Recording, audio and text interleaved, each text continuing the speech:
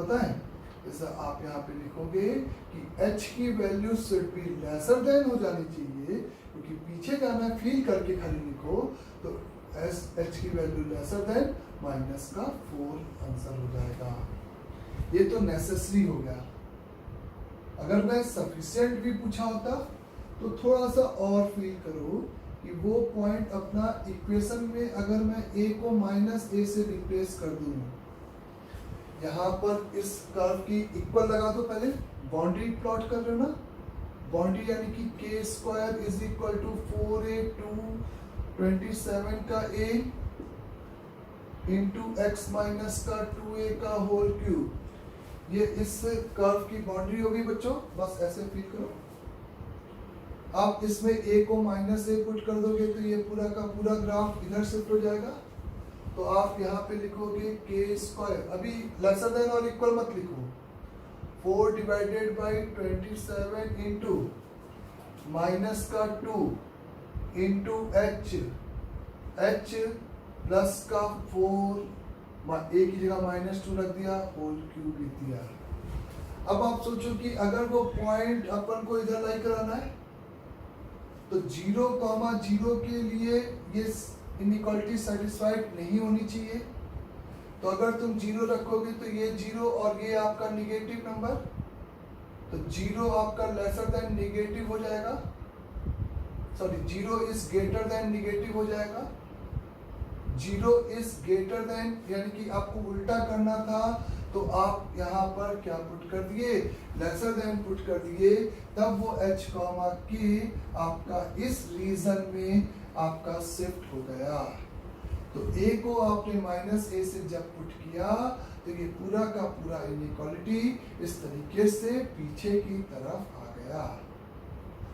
पहले आपने बाउंड्री लिखा, आपको ये फिगर में फील था कि आपको वही पॉइंट लेना है जो कि इस शेडेड रीजन में है। तो मैंने शेडेड रीजन के अपोजिट एक ओरिजिन उठाया और जब ओरिजिन को यहाँ पे पुट किया तो ये 0 और ये निगेटिव, तो ये बात कंट्राडिक्ट हो जाएगी। 0 लेसर देन निगेटिव, ये स्टेटमेंट अपने आप में कंट्राडिक्ट हो गया। इसका मतलब अपोजिट रीजन आ गया, यानी कि यही शेडेड रीजन यहाँ पर आ गया। क्लियर? नेक्स्ट एग्जांपल देखिए आप, मैंने आपको लिखा है यहाँ पे third example simple is the third example is x square is equal to 4y, समझे? x square is equal to 4y parabola आप प्लॉट करोगे xy प्लेन में ऐसे जाएगा। वो पॉइंट h कॉमा के जहां से हम इस पे 3 नॉर्मल ड्रॉ कर सके, उसका इस DAB से परपेंडिकुलर डिस्टेंस 2a से ज्यादा होना चाहिए, यानी कि h और k आपस में अब वो जो स्टैंडर्ड के लिए निकाला था उसमें इंटरचेंज करना पड़ेगा बच्चों। और a की वैल्यू यहाँ पे 1 है तो k must be greater than 2 होना चाहिए, क्योंकि ये तो फोकस 0,1 हो गया और ये वो 2a वाला पॉइंट हो गया 0,2। इसके आपका जो पॉइंट है वो किधर होना चाहिए बच्चों, ऐसे ये है, और ये अगर अपन देखेंगे ये ग्राफ ऐसे और ये ग्राफ ऐसे करके जाएगा। कौन सा ग्राफ? वही xy को इंटरचेंज करने वाला। सही है यहाँ तक भी? और वहीं पे अगर मैं h कॉमा k को इंटरचेंज कर दूं तो इस कर्व की जो इक्वेशन आएगी वो आप लिखोगे h का स्क्वायर इज इक्वल या लेसर देन, क्योंकि रीजन की बात होगी, 27 multiplied by 1 multiplied by is k is minus का 2 का होल क्यूब। आपको पॉइंट को इस रीजन में लाई कराना है तो आप इधर का कोई भी एक पॉइंट अपोजिट उठाया, 0 0 अपोजिट है, और 0 0 जब मैं इसमें छापूंगा तो 0 और ये नंबर निगेटिव, तो मैं अगर ये कंट्राडिक्ट करना है कि 0 और निगेटिव में इनइक्वालिटी रिवर्स करनी है, फॉल्स बनानी है, रिवर्स मतलब फॉल्स बनानी है, तो आप यहाँ पे लिखोगे the 0 must be lesser than negative number. Means simple आपने h और k को इंटरचेंज कर दिया तो वो लोकस यहाँ से उठ के is a mirror image is a बन गया y बराबर x के रिस्पेक्ट में। तो ये आपकी नेसेसरी कंडीशन हो गई और ये नेसेसरी एंड सफिशिएंट कंडीशन हो गई। अगर आपके पास पैराबोला की इक्वेशन कुछ इस तरीके से लिखी हुई है, इस नेक्स्ट जो भी नंबर है y माइनस 2 का whole square is equal to is 16 multiplied by x minus का 3।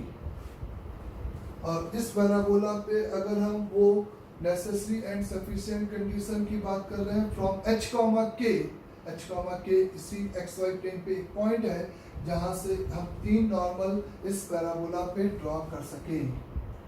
अगर 3 नॉर्मल इस पैराबोला पे ड्रॉ करना चाहते हैं तो इसका जो वर्टेक्स है वो बच्चों आपका 3,2 हो गया। इसकी ये जो एक्सिस है वो ऐसे पास करेगी, इसकी ये जो TAB है वो ऐसे पास करेगी और ये पैराबोला आपका ऐसे पास करेगा। इसीलिए मैंने यहाँ पे ये नहीं बोला कि इस y एक्सिस से डिस्टेंस 2a से बढ़ा, इसलिए मैंने क्योंकि पैराबोला शिफ्ट हुआ तो इसकी TAB भी शिफ्ट हो गई लेकिन y एक्सिस शिफ्ट नहीं हुई। तो यहाँ पे अपन कहेंगे उस h, k के लिए जहां से हम इस पैराबोला पे 3 नॉर्मल ड्रॉ कर सकते हैं, उसका इस लाइन से जो परपेंडिकुलर डिस्टेंस है TAB है वो आपका 2a से बड़ा होना चाहिए। या इस कंडीशन में आप कहोगे कि वो पैराबोला शिफ्ट हुआ है तो पॉइंट भी सर शिफ्ट कर दो, तो आप कहोगे h माइनस का 3 must be greater than 2 multiplied by is आपका इज 4, a की वैल्यू 4 है तो ये वो नेसेसरी कंडीशन हो जाएगी। या आप कह सकते थे कि 3 तो ऑलरेडी था, h की वैल्यू 3 प्लस 2a से बड़ी और 2a यानी कि इज 8 से बड़ी, तो answer is h greater than 11। और यहाँ पे भी इस कर्वेचर को भी आप करस्पॉन्डिंग यहाँ पे भी शिफ्ट कर दो, तो करस्पॉन्डिंग शिफ्ट कर दो तो इस वाले पॉइंट का जो कोऑर्डिनेट है वो इस केस में 11,2 हो जाएगा बच्चों। 11,2 समझ में आ गया क्योंकि h की वैल्यू मिनिमम इज 11 और ये is horizontal line is y बराबर 2 पे था तो 11,2 आ गया वो कॉर्नर और वो पॉइंट उसके लिए इस कर्व को भी उस पैराबोला के साथ शिफ्ट कर दो तो आंसर में लिखोगे k is replace by k minus 2 का whole square should be lesser than 4 divided by 27 multiplied by 4 into h is replaced by h minus 3 minus 2a यानी कि 2 into 4 का होल क्यूब। तो ये नेसेसरी एंड सफिशिएंट कंडीशन हो जाएगी जिसके लिए हम कह सकते हैं इस पैराबोला h, k से हम इस पैराबोला पे इस 3 नॉर्मल ड्रॉ कर सकेंगे। आगे इज दैट क्लियर सभी को? तो इस तरीके से पैराबोला हमें दिया रहेगा और हम लोग उस कंडीशन की बात कर रहे थे जहां से उस पैराबोला पे 3 नॉर्मल ड्रॉ कर सकते हैं। इसके साथ साथ मैं एक और केस की बात कर रहा हूं जिसको मैंने स्पेशल केस कहा था कि अगर मेरे पास कहा जा रहा है कि एक पॉइंट है is simple is alpha comma 3 from a point alpha comma 3 अगर the three normal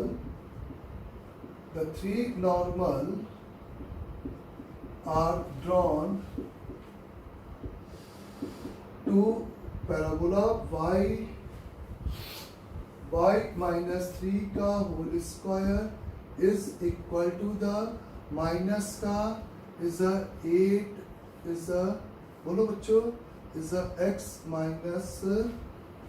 माइनस का इज 5।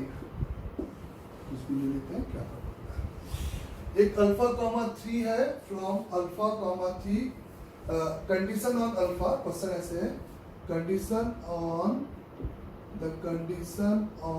अल्फा फॉर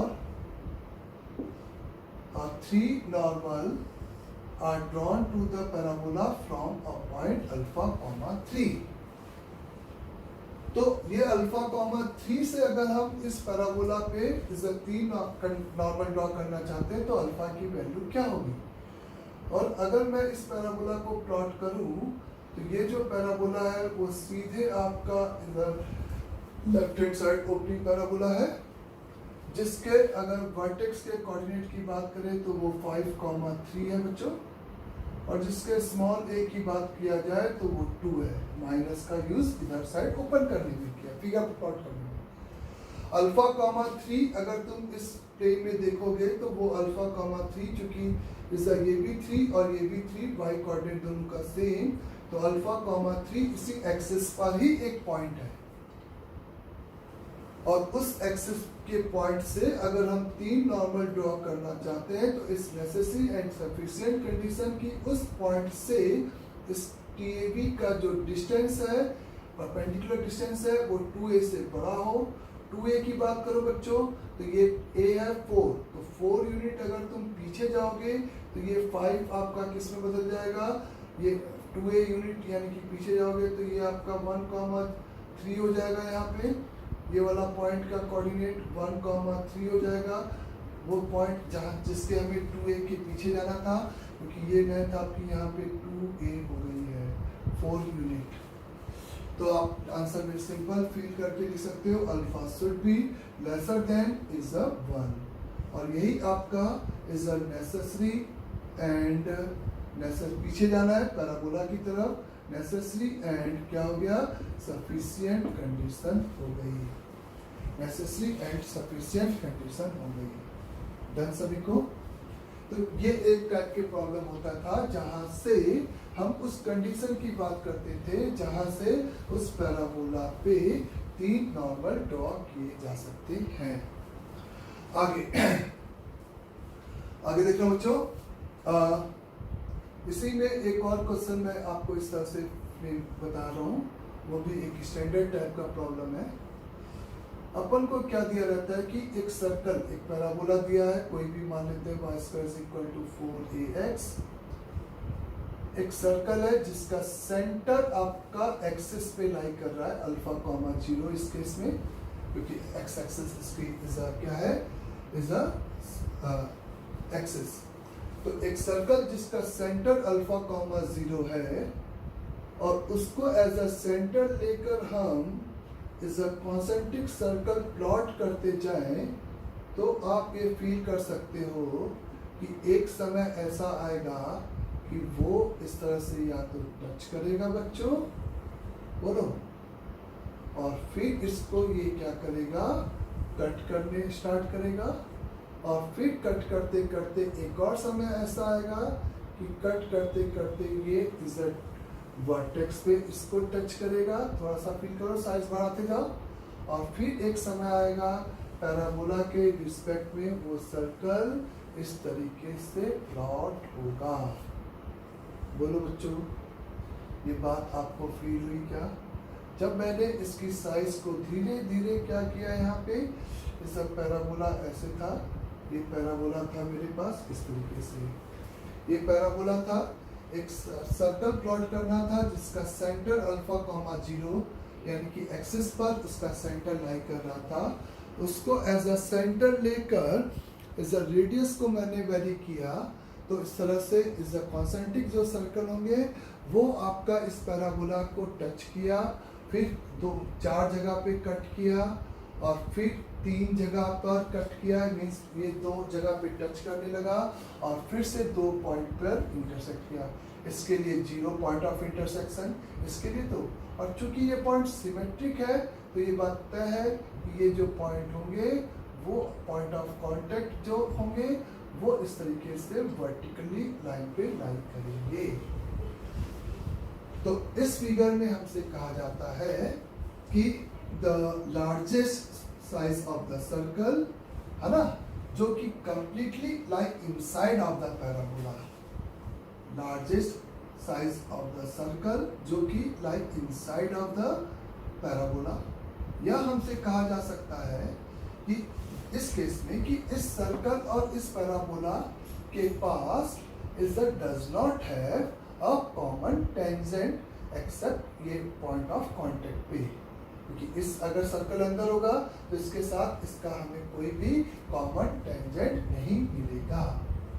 तो कुल मिलाकर मेरा सिंपल सा कहना है कि अगर हमें एक ऐसा सर्कल निकालना है जिसका सेंटर उसके एक्सिस पर है और वो इस पैराबोला को यहाँ पे क्या कर रहा है, टच कर रहा है, तो अगर हम इस सर्कल को यहाँ पे डिफाइन करना चाहते हैं कि वो क्या होगा, और सेंटर उसका कहाँ पे है बच्चों, अल्फा कॉमा 0 पे। सेंटर उसका कहाँ पे है, अल्फा कॉमा 0 पे। तो जैसे मेरी बात समझना, अगर मेरा आपसे ये कहना है कि अल्फा, आप एकदम पिक्चर को क्लियर रखना एकदम कि क्या हो रहा है यहाँ पे। सेंटर आपका अल्फा कॉमा 0 पे है बच्चों। इसमें मैंने मान लिया कि फर्स्ट केस, केस 1 इज यहाँ पे मैं लिख रहा हूं कि अल्फा की वैल्यू 2a से बड़ी है। 2a वही जहां से 3 नॉर्मल पास कर सकते हैं। अगर वो टच करेगा तो उस पॉइंट पर ऑब्वियस है कि वो आपकी कॉमन नॉर्मल हो जाएगी, और सर्कल की नॉर्मल हमेशा उसके क्या होगी, सेंटर से पास होगी। अगर हम उस सर्कल की बात कर रहे थे जो कि इस पैराबोला को इस तरीके से जस्ट टच कर रहा था और completely like inside of the parabola था, बाउंड्री केस बोले, तो इसका मतलब कि ये वाली जो लाइंस डॉटेड लाइन है वो इस पैराबोला की भी नॉर्मल होगी। ये बात सभी को क्लियर। तो अगर हमें ये वाला पॉइंट चाहिए तो मैंने क्या किया, क्योंकि रेडियस चाहिए इसकी बच्चों, ये ए है, ये बी है, और ये पॉइंट एकदम सिमेट्रिक होगा। मेरा फिगर थोड़ा सा इसका अच्छा नहीं बना। ये पॉइंट और ये पॉइंट एकदम सिमेट्रिक होगा क्योंकि वो point of symmetricity x axis पर था। इस तरह से ये सर्कल ऐसे टच करते हुए एकदम जाएगा ना। तो इस सर्कल की रेडियस की अगर हम यहाँ पे बात करते हैं तो उसके लिए मैंने क्या किया कि इस सर्कल की इक्वेशन लिखा, सॉरी नॉर्मल की इक्वेशन लिखा, y is equal mx minus का 2am माइनस का am क्यूब। इसको passing through the point alpha comma 0 से सेटिस्फाइड किया, तो 0 is equal to alpha m minus का 2am माइनस का am क्यूब।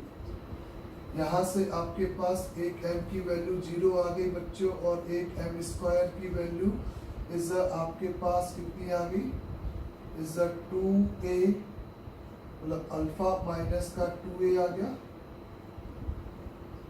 यानी कि m की value plus minus under root of alpha minus का 2a। और यहाँ पे मैंने पहले ही बोला है कि अल्फा आपका 2a से बड़ा है, यानी कि ये m आपको रियल नंबर देगा, और प्लस माइनस की अभी एकदम क्लियर है क्योंकि ये इज एक नॉर्मल जस्ट ऊपर बनेगी तो एक नॉर्मल इसके नीचे बनेगी, और एक m बराबर 0 भी पिक्चर में क्लियर है कि वो पॉइंट एक्सिस पे लाई कर रहा है, तो इस लाइन आपकी यहाँ पे नॉर्मल होगी एक लाइन।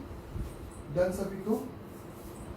तो m आपका ये हो गया, तो यानी कि इस नॉर्मल का स्लोप आपका कितना हो गया बच्चों, अल्फा माइनस 2a हो गया। तो m की इस वैल्यू को लेकर या माइनस की वैल्यू को लेकर ये आपका माइनस वाला पॉइंट हो गया। तो आपको पता है कि इस वाले पॉइंट का कोऑर्डिनेट जहां पे m स्लोप की नॉर्मल होती है उस पॉइंट का जो कोऑर्डिनेट हो जाता है वो आपका हो जाता है am स्क्वायर कॉमा माइनस का 2am। अब वो आपको दिखाई दे रही है कि निगेटिव ही m होगा, तो पॉइंट a में आप m की ये वैल्यू छाप दोगे तो a का कोऑर्डिनेट आपको मिल जाएगा a multiplied by alpha minus का 2a कॉमा माइनस का 2a into is a minus का अंडर रूट अल्फा माइनस का 2a। बोले बच्चों, तो इस तरीके से आपका ये पॉइंट a का क्या आ जाएगा, यहाँ पे कोऑर्डिनेट आ जाएगा। और सिमिलरली इसी तरीके से भी जस्ट उसके नीचे होगा, केवल उसका कौन सा, ये y कोऑर्डिनेट की जगह पे ओवरऑल निगेटिव आ जाएगा। तो ये आपको a पता चल गया और आपको c पता चल गया, तो आपको पता है कि रेडियस की वैल्यू आपकी ac हो जाएगी, तो वो लार्जेस्ट सर्कल हो जाएगा जो कि completely lie inside of the parabola होगा। डन, यहाँ तक भी सभी को फिगर एकदम क्लियर। धीरे धीरे साइज जब मैं और बड़ी करूंगा तब इसका ये पोर्शन पैराबोला के बाहर जाने लगेगा। ये एक केस को अच्छे से उतार लेना, जब इज द सेंटर आपको 2a से बड़ा दे रखा है। जब आपको यहाँ पर, जब आपको सेंटर की वैल्यू, आप सोचिए इज द सेंटर आपको अल्फा कॉमा 0 मतलब एक्सिस ऑफ पैराबोला पे था, सेंटर आपका is the axis of parabola पे ही है, लेकिन वो जो पॉइंट है वो 2a, 0 से पहले ही है। तो अगर ये आपका सर्कल का सेंटर है तो इस पॉइंट से आप ये नॉर्मल और ये नॉर्मल तो प्लॉट ही नहीं कर सकते, केवल एक ही नॉर्मल प्लॉट कर सकते हो।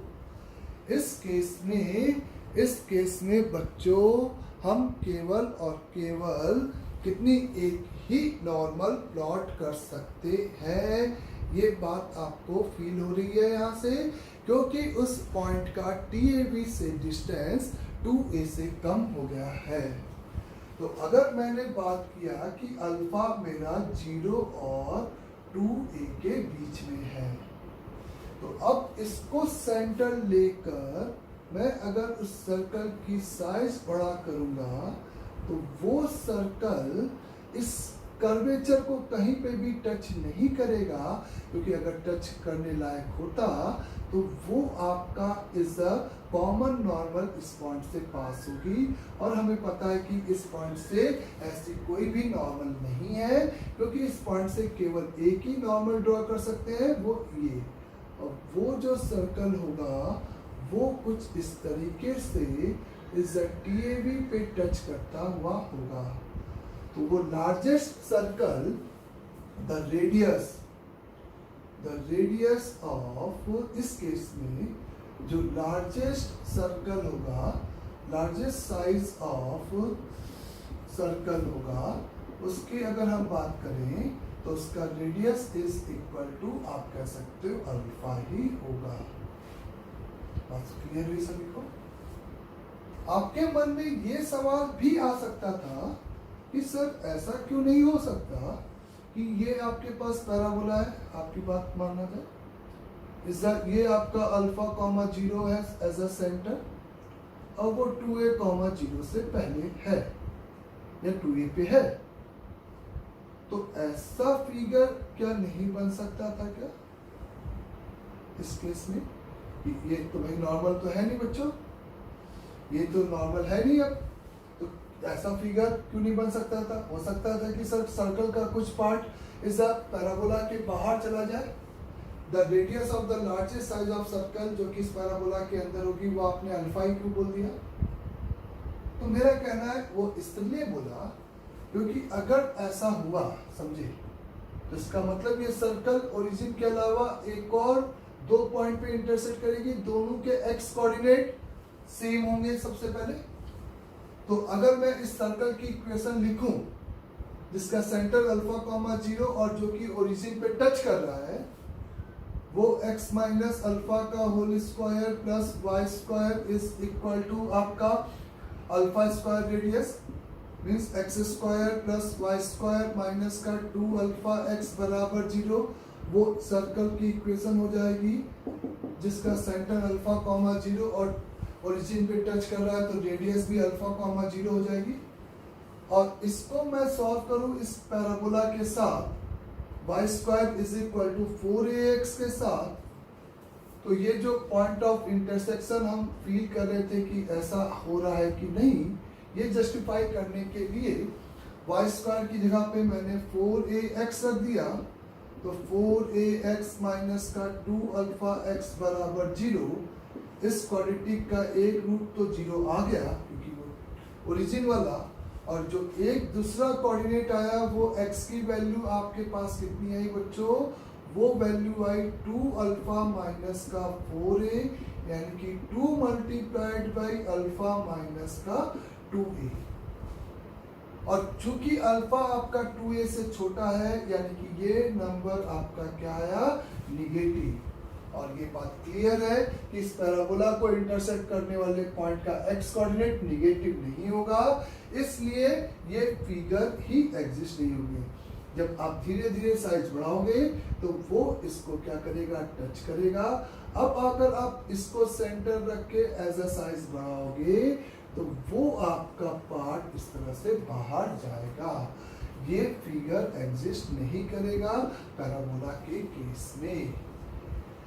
तो अगर सेंटर उस सर्कल का एक्सिस ऑफ द पैराबोला पे था तो उस लार्जेस्ट सर्कल की हमें बात करनी थी, उस लार्जेस्ट सर्कल की हमें बात करनी थी जिसके लिए कि वो पूरा का पूरा circle is inside of the parabola हो, तो हम लोग इस तरह से फील करेंगे। उस सर्कल का सेंटर अगर 2a से बड़ा है तो ये इंक्लाइंड लेंथ को एज अ रेडियस लेकर जो सर्कल प्लॉट करोगे वो आपका inside is a completely inside रहेगा। जब सेंटर आपका इस सेगमेंट 0 से 2a के सेगमेंट में है तब आपका उस केस में इस तरह से ये फिगर बनेगा। डन सभी को यहाँ तक? आगे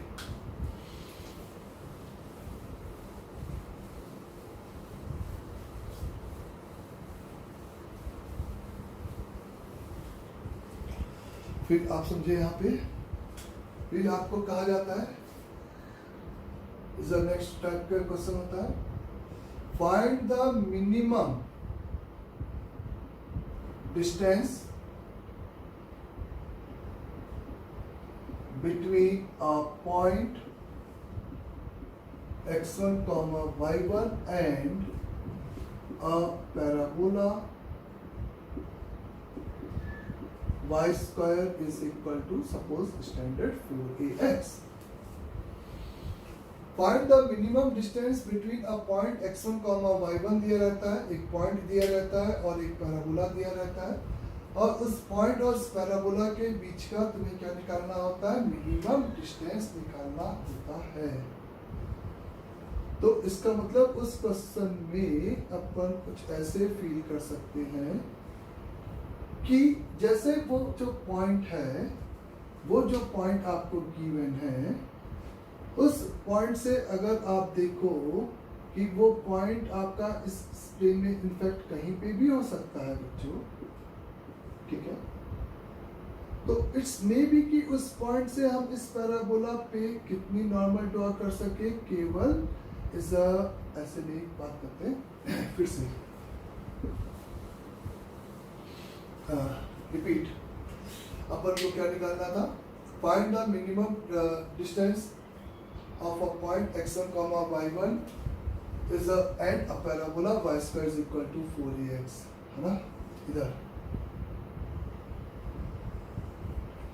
पहले ये फील करते हैं कि अगर वो पॉइंट कहीं पर भी इस प्लेन में हो और वहां से हम इस पैराबोला पे केवल एक ही नॉर्मल ड्रॉ कर सके, मतलब वो x1, y1 उसी कंडीशन को क्या कर रहा है, सर दो कंडीशन जो अपन निकाले थे 3 डिस्टिंक्ट वाली, उसको कंट्राडिक्ट कर रहा है। तो अगर इस पॉइंट से केवल एक ही नॉर्मल ड्रॉन पॉसिबल है, अब वो कैसे पता चल जाएगा बच्चों, तो फिर से आप उस नॉर्मल के लिए क्या करोगे कि नॉर्मल की इक्वेशन कंसीडर करोगे, y is equal to mx minus का 2am माइनस का am क्यूब, और इस नॉर्मल की इक्वेशन को आप passing through the point x1, y1 से क्या कर दोगे, यहाँ पे इज सेटिस्फाइड कर दोगे, x1, y1 से सेटिस्फाइड कर दोगे तो आपको am cube plus m multiplied by 2a minus का x1 प्लस k1 बराबर 0, ऐसे ये आपको क्या मिल जाएगी, इज नॉर्मल की इक्वेशन मिल जाएगी, वो क्यूबिक मिल जाएगी जिसके रूट होंगे। और चूंकि अगर x1, y1 से केवल एक ही रूट, एक ही नॉर्मल पॉसिबल है तो इसके 1 रियल होंगे, 1 रियल एंड इज 2 क्या होंगे, इज कॉम्प्लेक्स होंगे, ठीक है रूट। और वो जो रियल रूट आएगा उसके करस्पॉन्डिंग इस वाले पॉइंट का कोऑर्डिनेट आपको पता लग जाएगा, am स्क्वायर माइनस का 2am, अगर m नॉर्मल का स्लोप है तो मैं रिपीट कर रहा हूँ, is a point of contact का जहाँ पे वो नॉर्मल, उसका कोऑर्डिनेट am स्क्वायर माइनस का 2am।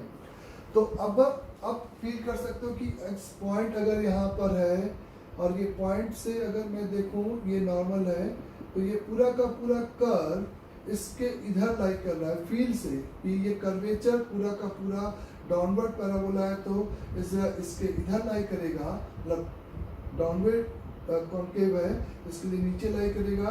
तो ये वो पॉइंट होगा इस पैराबोला पे जो कि इस गिवन पॉइंट से क्या रखेगा बच्चों, मिनिमम डिस्टेंस रखेगा। डन यहाँ तक। फिर अगर मैंने यहाँ पे जैसे कहा कि इस पॉइंट अपन को ऐसा ही क्वेश्चन में दिया रहेगा जो कि इस फील्ड से कि वो पूरा का पूरा कर्वेचर उस फुट ऑफ नॉर्मल पे ड्रॉन टेंजेंट के एक तरफ लाई करेगा, तब अपन कह सकते हैं कि ये पॉइंट और इस कर्व के बीच का ये आपका क्या हो गया, इस केस में मिनिमम डिस्टेंस हो गया। आपको कोई भी ऐसे आर्बिट्री पॉइंट और पैराबोला के बीच में नहीं बोलेगा।